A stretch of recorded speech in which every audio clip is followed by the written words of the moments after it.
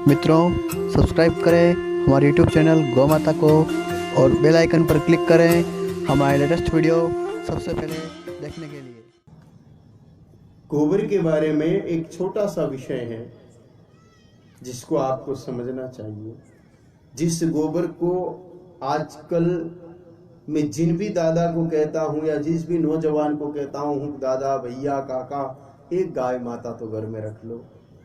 वो क्या कहते हैं, महाराज गाय तो राख ला, लेकिन आजकल की ये छोरियां बिननियां गोबर नहीं उठावे। इसलिए नहीं उठाती कि आप उसको सत्संग नहीं सुनाया, उनको गोबर की महिमा नहीं सुनाई, उनको पता नहीं है कि गोबर क्या है। हाथों की लकीरों को बदल के रख देता है सज्जनों गोबर। लोग कहते हैं कि किस्मत में जो लिख दिया वो ही भोगना पड़ेगा, लेकिन यहां पर मैं सत्य कह रहा हूं कि किस्मत की लकीरों को भी गोबर बदलने की ताकत रखता है। एक हमारे संत समाज का एक सुंदर घटना है। अयोध्या में एक संत हुआ करते थे, बड़े संत थे, बड़ा आश्रम था, बड़ी पहचान थी, लाखों संतों में उनकी पहुंच थी और भक्तों की भी कोई कमी नहीं थी। खूब चढ़ावा आता था, बड़ा मठ था। संत बुजुर्ग हो गए, सिद्ध संत थे, निर्मल संत थे, शास्त्रों का खूब ज्ञान था, लोगों पर खूब दया करते थे, गरीबों की खूब सहायता करते थे। कोई कमी उन संत में नजर नहीं आई किसी को। हालांकि लोग तो कमियां ढूंढने में ही रहते हैं आजकल, लेकिन कोई कमी उन संत में किसी को नजर नहीं आई। ऐसे संत थे, उम्र हो गई उनकी ज्यादा। सोचा रे मेरी मृत्यु के पश्चात इस संपत्ति के लिए, इस आश्रम के लिए कहीं पीछे चेले चपाटियों में झगड़ा न हो जाए, इसलिए मेरे जीते जी मैं किसी को उत्तराधिकारी बना दूं। उन्हीं के आश्रम में एक ब्रह्मचारी रहते थे, बड़े शास्त्र पढ़े उन्होंने, शास्त्रों का ज्ञान तो खूब था उनमें। तो उनको सोचा कि चलो इनको बना देते हैं, ठीक रहेगा। आसपास के कई साधु संतों को निमंत्रण दिया, गांवों के भक्त भी खूब आए, हजारों लोगों का भोजन बना, यज्ञ हुआ, हवन हुआ, बिरजा हवन। जब उत्तराधिकारी की चादर ओढ़ानी, जैसे आप गृहस्थों में पगड़ी बंधाते ना, वैसे साधुओं में चादर ओढ़ाया करते हैं, जिससे उत्तराधिकारी तय हो जाता है।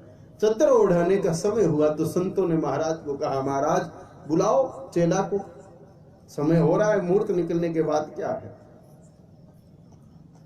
एक साधक को भेजा, जा भाई बुला के ला जल्दी। वो साधक गया और लौट करके आया, कहा महाराज तैयार हो रहे हैं, अभी थोड़ा टाइम लगेगा।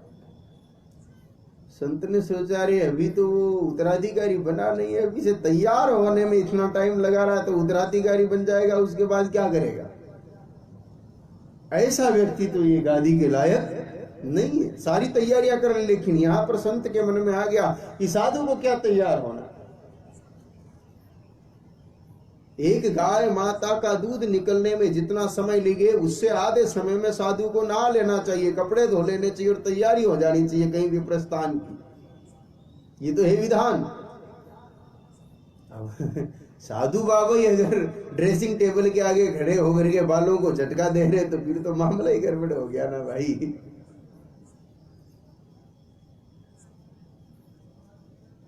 कहा ये नहीं चलेगा, ये बच्चा काम का नहीं है, ये आश्रम बर्बाद कर देगा, मेरी इस परंपरा को खराब कर देगा।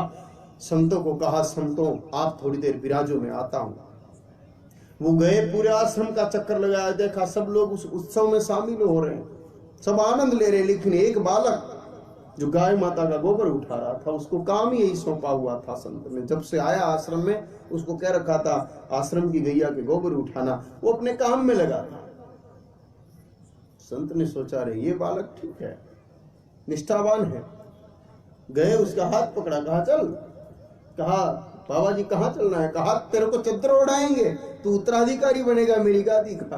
कहा महाराज मेरे को तो कुछ आता ही नहीं है। कहा सब आ जाएगा अभी, तू तो चल। उसने कहा बाबा जी 2 मिनट ठहरो, मैं अपना हाथ धो लेता हूँ। कहा मूर्ख, फिर तेरे पास बचेगा ही क्या जो मैं तेरे को गादी पर बिठाऊंगा। इस गोबर का ही तो कमाल है, इसलिए मैंने तेरे को चुना है। और मेरे भाई बहनों, उन संत के देवलोक होने के बाद उस शिष्य ने उस आश्रम को ऐसा संभाला कि लाखों लोग और जोड़ दिए और आज इस संसार में वो है और तपस्या उनकी अद्भुत है। ये गोबर का कमाल है मेरे भाई बहनों। गौ माता का साक्षात वरदान है गोबर। आजकल आप लोग बड़े डरते हैं, गाड़ी लेके जाते हैं तो आजकल गाड़ियां भी सेफ्टी वाली खरीदते हैं कि टकरा जाए तो गुब्बारे खुल जाने चाहिए। बैलून वाली गाड़ी खरीदते हैं, बड़ा डर लगता है एक्सीडेंट से आपको। अरे भाई, भयभीत होने की आवश्यकता नहीं है। गाय माता का थोड़ा सा ताजा गोबर लो, लाल रंग के कपड़े में बांध करके 9 बार गांठ दे दो और 9 बार महामृत्युंजय मंत्र का जाप करके उसको गाड़ी के वहां डेस्क बोर्ड पर टांग दो। मेरे भाई बहनों, दुर्घटना नहीं होगी। असावधानी में आप गाड़ी जानबूझ के भिड़ा दो, उसका तो कोई हिसाब नहीं। बाकी आकस्मिक होने वाली दुर्घटना आपकी नहीं होगी, वो गोबर रोक देता है। गोबर की शक्ति साधारण नहीं है मेरे भाई। इसीलिए तो हमारे गुरुदेव ने आपने चंदन की माला, रुद्राक्ष की माला, सोने की माला, मोती की माला, स्फटिक की माला सुनी होगी, लेकिन हमारे गुरु महाराज ने सबसे पहले हमको पहनाने में गोबर के मनकों की माला पहनेगी। बेटा, दुनिया का कोई भूत प्रेत आदि व्याधि तुम पर असर नहीं डाल सकती। इसको पहन के जब तक रहोगे तुम गौ माता का प्रचार आसानी से कर सकोगे। बड़ा सा बड़ा संकट भी तुम्हारे लिए छोटा हो जाएगा। हिमालय तुम्हारे लिए एक छोटे से कंकर के समान हो जाएगा। गोबर की महिमा को समझो। गोबर उठाने में कभी शर्म मत करो। गोबर उठाने के लिए झगड़ा होना चाहिए। अगर 4 बहुएं हो और अगर सासू काम बांटेगी, तू ये कर तू ये कर, तो गोबर वाला काम अपने हिस्से में आए, कोशिश करो। झगड़ा करो कि नहीं, गोबर तो मुझे उठा सू। अरे कुछ नहीं कर सको, केवल गोबर उठा लिया तो कल्याण हो जाएगा आपका। ये भी भक्ति है। एक सुंदर प्रसंग आता है सज्जनों। एक माई थी। अरे मेरे से तो कोई गोबर की कथा करावे तो मैं 9 दिन तक अकेले केवल गोबर की कथा कह सकता हूं, इतनी गोबर की महिमा है।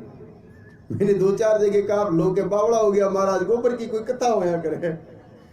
बाकी किसी के मन में होना, कोई यजमान तैयार हो जाए तो गोबर की कथा का आनंद ही हो रहे। एक बड़ी सुंदर प्रसंग आता है सज्जनों, बड़ा सुंदर प्रसंग आता है। एक माता जी थे, उनके 4 बहुएं थी और घर में 20-30 गाय माताएं थी। वही वाली बात, बहुए गोबर नहीं उठावे, दूध तो दूध ले जावे पर गोबर नहीं उठावे। वो माता की उम्र तो हो गई थी ज्यादा, लेकिन फिर भी क्या करे, वो गैया को बेचना चाहती नहीं। गैया से बड़ा प्रेम था, इसलिए बहू को कहा कि भाई नीरो थे डाल दो, दूध थे दूध ले जाओ, गोबर तुम मुंह डाल देसी। पर गाया ने बेचो को नहीं। बहुआ तो घनी कोशिश की थी कि बेच दे तो चौखो रहे, लेकिन बेचन को नहीं दी। वो गाय माताएं वहीं रही। वो दादी गोबर डालती, उन गाय माताओं का जैसा होता टूटा फूटा काम करती, आराम से जीवन जी रही थी कि गांव में एक बाबा जी आए कथा कहने वाले। अब मोहल्ले की सब औरतें जाती थी। उस दादी को भी कहा कि दादी आखिरी उम्र काम करता करता हो गया, थने चाल माँ के साथ है, थोड़ा सत्संग सुन ले। दादी ने कहा भाई मेरे पास समय का है, मेरे को तो इन 20-30 गैया का गोबर करना पड़ता है, उठाना पड़ता है, मैं नहीं आ सकती, भाई तुम जाओ। मेरे पास समय होता तो मैं आती, मेरे को तो इन गौ माता की सेवा करनी पड़ती, इसलिए मेरा आना संभव है नहीं। आखिर जो उनकी खास सखियां थी, बुढ़ी बुढ़ी दादियों में आपस में प्रेम बड़ा जोरदार हुआ करता है, तो उनकी दादी की जो सहेलियां थी, उन्होंने एक दिन हाथ पकड़ लिया, कहा दादी तुमने चालनो पड़सी, चाहे तू 2 मिनट ही रुक, लेकिन सत्संग में तो चालनो पड़सी। संत ने कहा था भाई सबको लाओ, तो उन्होंने संत की बात भी माननी चाहिए, तो वो जबरदस्ती लेगी। वो गोबर के हाथ तो भरे हुए थे ही, ऐसे की ऐसी लेगी। कहा मैं ज्यादा नहीं रुकूंगी, 2 मिनट ही रुकू, लेकिन तू तो 2 मिनट रुक जाए, पर चाल तो सही। वो दादी आ गई। अब बोली दादी थी, यूनिक चुपचाप कथा में बैठ जाएंगी। वो तो आई और आके सीधा ही महाराज के सामने खड़ी होगी। देखो महाराज हमारे साथ पास में टाइम कौन है, मने तो गाय को गोबर उठानो है, जानो है महाराज, मने तो थे कोई बता दो मने की करना चाहे। इतनी लंबी चौड़ी कथा तो हमारे समझ में आवे कोनी, मने तो इतो बता दो कि मुंह काई करूं। संत ने उस माँ को देख के कहा, माँ तू तो जो कुछ हो भगवान को सौंपा कर। ठीक है महाराज। चली गई घर। गोबर और पड़ा था, उठाया गोबर, टोकरी भरी सिर पे ले गई और जिस खड्डे में गोबर डालते हैं वो गोबर डालते हुए कहे हे प्रभु यो थारे। कि संत ने कहा ना कि जो कुछ भगवान को सो, तो उसने तो वो भगवान विष्णु का ध्यान करते हुए वो गोबर की टोकरी डाल दी, दूसरी टोकरी फिर भरी, फिर डाल दी। इधर थोड़ी देर हुई कि बैकुंठ में भगवान विष्णु के पास नारद जी गए। नारद जी ने देखा तो भगवान इतने इतने गोबर में बैठे हुए थे। नारद जी ने पूछा, भगवान ये क्या हो रहा है? मृत्यु लोक के लोग तो गोबर में बैठते हैं, आयुर्वेद में लिखा है कि खुजली ज्यादा हो जाए तो गोबर के ढेर में बैठना चाहिए थोड़ी देर। का मृत्यु के लोग के लोगों को तो खुजली होती है, भगवान आपको ये क्या हो गया, ये गोबर में क्यों बैठे हो? इतने में तो एक टोकरी और आगे गिरा। नारद जी ने कहा, ये मामला क्या है? कहा, बेटा तू जानता है कि भक्त जो मुझे देता है मैं प्रेम से स्वीकार करता हूँ। अब एक दादी है वो मुझे गोबर डाल रही है कि ले भगवान ये उतारे, अब मुझे तो स्वीकार करना ही पड़े। बातें करते करते वो गोबर यहाँ तक आ गया। नारद जी ने कहा, प्रभु संभलो नहीं तो मुंह बंद होने की तैयारी है।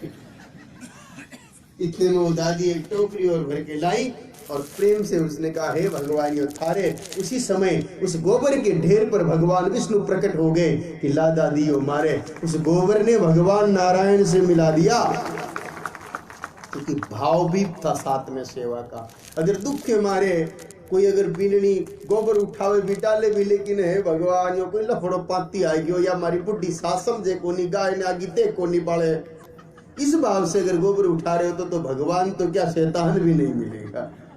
बाकी अगर आपने श्रद्धा भाव के साथ कि गौ का गोबर उठाना परम पुण्य का काम है, इस भाव के साथ किसी गौशाला में जाओ ना और सेवा हो नहीं हो तो गोबर जरूर उठा करके एक तरफ डालो। ये बहुत बड़ी सेवा है सज्जनों। कई लोगों को देखा साहब गौशाला जाते हैं ऐसे खड़े होकर कहते हैं ये नहीं हो रहा है, वो नहीं हो रहा है, भैया थोड़ा गोबर उठा ले पहले। ये बहुत बड़ी सेवा है।